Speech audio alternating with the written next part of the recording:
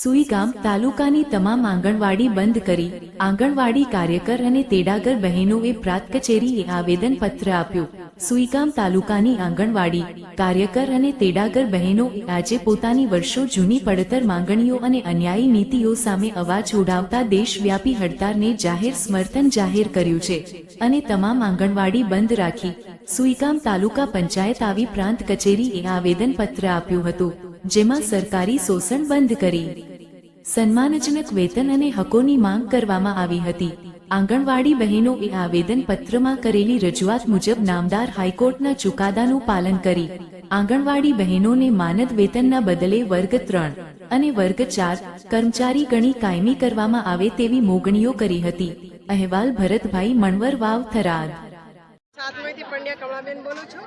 અમારું આજે 200 રૂપિયામાં પણ વેતન ઓછું આપે છે આ સરકાર અમને, તો અમારો પગાર વધારો કરે, હાઈકોર્ટના ચુકાદાનો અમલ કરે।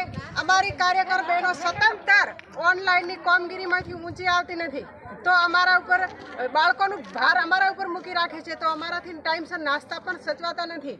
મહેરબાની કરીને અમારું આ ભારણ ઓછું કરે, બહેનોની કામગીરી ઓછી કરે અને પૂર્વ પ્રાથમિક શિક્ષણ ઉપર ભાર આપી શકે બહેનો, એવી મહેનત કરે। આ જય હિન્દ, જય ભારત।